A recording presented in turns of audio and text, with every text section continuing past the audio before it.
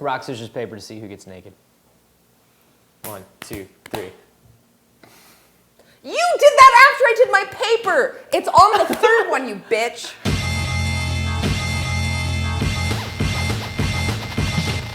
So free-to-play stuff. Right, that's a thing. But it's becoming a more legitimate thing.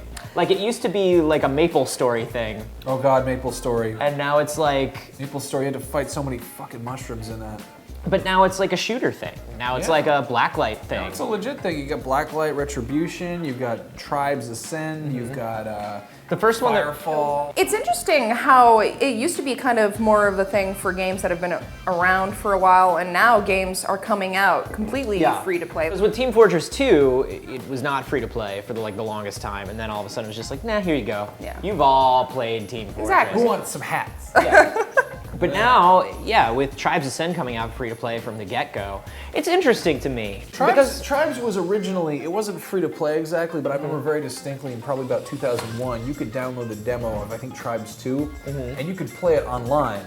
You could only play like one level, but that was really exciting. A demo that worked for like online multiplayer and was like, it didn't just like limit you to a number of rounds, it was like, you could play that a whole bunch, it was great.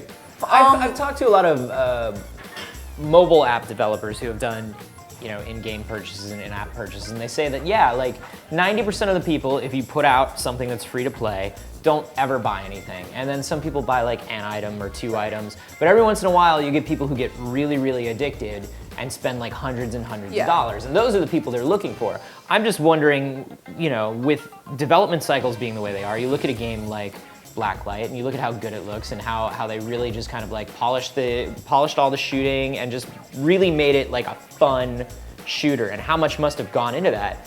And there's no way to recoup their development costs unless we're all buying in-game items. It's almost like a double-edged sword though, because you've got all these free-to-play games coming out and you're like, oh, what a great excuse to try out something new.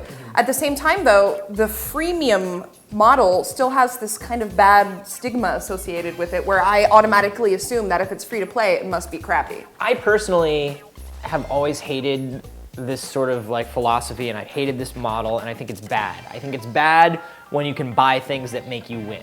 I think that removes the game from video games. Yeah. And It's tiptoeing ever so closely towards gambling. exactly, and I'm Quite gambling, it's that corner though. yeah, and I feel like that's got to be a hard thing to design for and design well for, because you've got to do a couple things, right? You've got to make sure that the people who are playing free don't feel like you're just waiting around the corner with your hands out, right? Like, they have to have fun.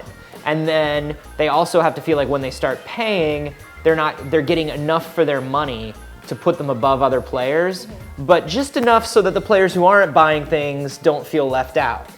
And overall, the whole game still has to be fun. And I just feel like it's really hard for people to do that well. If I played a free-to-play game though, I wouldn't necessarily feel bad if it not forced, but encouraged me to purchase something to be better at the game, because if it's free, I haven't put down $60 to pay for it. I don't feel guilty about spending, you know, $2 for a fancy gun. Have you ever bought an in-game item? Have you ever bought an in-game item? Not that I can recall.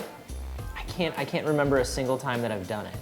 And the only game that I can think of that I played that went free to play was DC Universe. And it went free to play because it was just kind of like no one was playing it. Yeah. Which that can't be the way to save your game, right?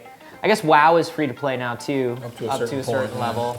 And Up to level 20. Yeah, and I feel like for me, and I would love to see the breakdown of these numbers. For me, like, I would get to level 20 in WoW and I'd be done with WoW. Like, that would be it. I would be like, okay, well, I've explored WoW and I've figured out these game mechanics. That's exactly and I've what done happened things. to me. Yeah, and I'm just like, cool. Everybody have fun with your WoW. Goodbye. Exactly. It's a good time to learn whether or not you actually want to play the game, and it totally opens up a whole new audience of people who weren't going to spend $60 on a game they'd never heard of before and had no idea what it was about, you know? But are more people like us where we're like, oh, now I know what it's about. Goodbye. Or are more people like, oh, now I know what it's about and I'm going to buy all the scopes for all of the guns? I think that depends largely on the game, because this is kind of a model that you see in a lot of different things, not just video games, you know? There are, you know, things that have monthly subscription fees or you pay a flat upfront fee. IGN's free to play. Exactly. Good point. And I think, like look at Groupon, for Yeah. example. They give you discounts on stuff, and for me at least, it's introduced me to so many new things that I never would have even discovered or looked into otherwise. So I feel like it kind of overcompensates for the lack of a $60 initial price tag just by getting more people into it. Yeah. Well, it's nobody's going to demand a refund because they didn't pay for anything. If they don't like the game, they're just going to stop playing it. People Whereas will if they really like it, still complain oh, about of course they'll still complain, but they won't be like, I demand a refund because they didn't pay for anything. They'll be like, this is a shitty game, it's a sucky, Yeah. crappy game, it's a stupid free-to-play piece of shit, and then that's it, that's done, that's great. But there are those people who, it's the people who, they get down to their last chip at the casino and they're like, I need to do this more. I need to keep doing this. Yeah. Whereas a lot of people are like, oh well, I had fun. I Yeah. can't proceed. Which is probably exactly what it's like playing Farmville. In fact, it is exactly like that. So many of the mobile apps in the Facebook games are like that, where they dangle the carrot in front of you, and it's like Exactly. you can do 20 hours of work, or you can have this thing right now for $1. And most people are just going to be like, Yeah. But I feel like Farmville does it in a more reprehensible way because it's all based on totally. your anxiety. It's not the same model as something like Tribes Ascend. I think it's, for something like Blacklight, it's probably fine. It's like that Tribes thing you were talking about. Most people are pretty cool with just like playing the levels that are available to them. And then like if you're somebody who plays it all the time and you know that you didn't pay for it, there's probably nothing wrong with like buying a gun or two, right? Spending like $4 on a gun. As long as that gun is also available to everybody else, I think that's okay. SSX did a little bit of this, where you can do micropayments to buy like upgrades for certain runs and things like that. That's just bullshit. That's total bullshit. That's just like shitty DLC bullshit. That's That paying is for cheat codes. literally buying an advantage, and that's where I think it doesn't work.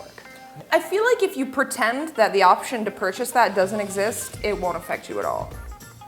Because just don't purchase it. Like if you just pretend it doesn't exist, it may as well not. Yeah, but let's say like you jump into a game and everybody's got like super flaming sword of death, and you've got like knife level 1, and Yeah. you can't get super flaming sword of death unless you pay $5. If you're a super competitive person and you want to beat all your friends on the leaderboards, then yeah, you'll probably want to buy that. But if nobody if you're goes just into a playing game to it lose. play it and have fun, then I don't see why it makes a difference. How much fun? I mean, I'm not saying it's like a good trend for Right. the industry or anything. But then my question is like, how much fun do you have if you know that you're constantly at a disadvantage and you are mostly going to lose? Like, do you go into that game going like, here I go, I'm gonna have fun in a game?